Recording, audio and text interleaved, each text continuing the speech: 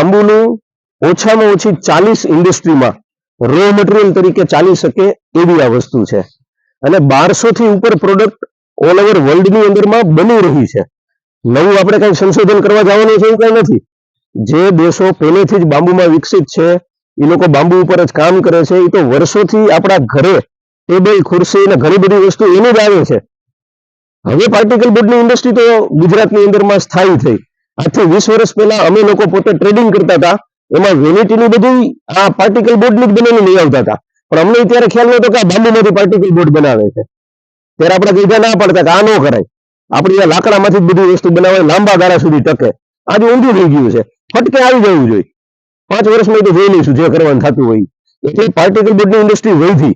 Particle બોર્ડની ઇન્ડસ્ટ્રીઓ જેટલી વધી, સૌરાષ્ટ્ર અને કચ્છમાં 40 થી વધારે ઇન્ડસ્ટ્રી છે. નાની ઇન્ડસ્ટ્રીને 20-25 ગાડીનું રો મટીરિયલ એક દિવસની અંદરમાં એક ફેક્ટરીને જોઈ છે. એટલે કદાચ આપણે 10,000 હેક્ટરની અંદરમાં વાવેતર ગુજરાતની અંદરમાં થઈ જાય ને તો એક જ સબ્જેક્ટ 40 નહીં, એક જ સબ્જેક્ટ પાર્ટિકલ બોર્ડ જ લેવા માટે થઈને પૂરું થઈ જાય એમ છે. આજની તારીખે બાંબુ નથી એટલે બાંબુ લેતા નથી. 3.5 વર્ષ પહેલા અમે લોકો એમપી થી બાંબુ લઈ આવી કટિંગ કરીને કે હવામાં વાત ન થવી જોઈએ, એટલે ત્યાંથી બાંબુ લઈ આવી પ્રેક્ટિકલ કરાવડાવી અને એમાંથી બોર્ડ બનાવી જોઈકા.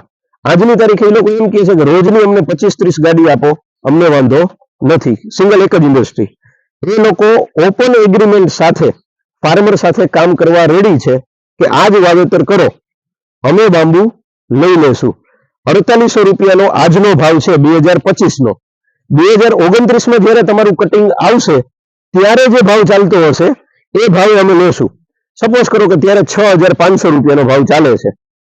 તમે જે છે જેમ કે ભાઈ ભરૂચથી આવે છે, ભાઈ ભરૂચથી આવે છે તો ત્યાં ગ્રીન પ્લાય છે, મરીન પ્લાય છે, જે કે પેપર મિલિંગ છે, તો એમને ત્યાંથી અહીંયા આવવાનો ટ્રાન્સપોર્ટનો ખર્ચો જે છે એ મોંઘો પડે. ત્યાં 6500 માં કામ કરેલું એમને 50 વીઘાની એગ્રીમેન્ટ સાથે કામ કર્યું.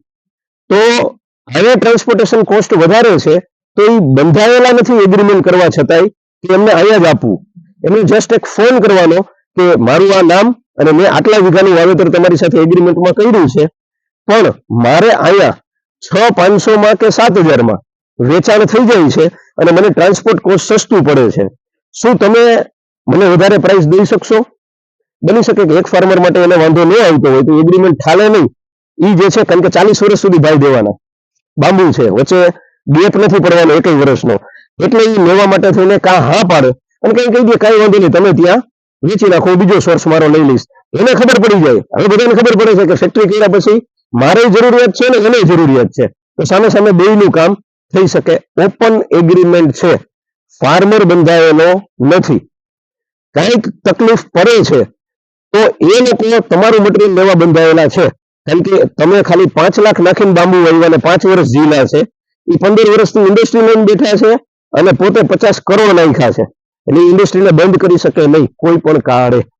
ડાયવર્ટ થાય, આમાંથી ઓલામાં જાય, ઓલામાંથી આમાં જાય, બીજું કંઈ થઈ શકે નહીં. પણ પાર્ટિકલ બોર્ડની નાની છેલ્લી ઇન્ડસ્ટ્રી છે. પાર્ટિકલ બોર્ડની ઉપર MDF ની ઇન્ડસ્ટ્રી આવે, એની ઉપર પ્લાયવુડની ઇન્ડસ્ટ્રી આવે, એની ઉપરમાં અગરબત્તીની ઇન્ડસ્ટ્રી આવે. એ આપણે અંદર જશું એટલે બધા જ બોર્ડ મારેલા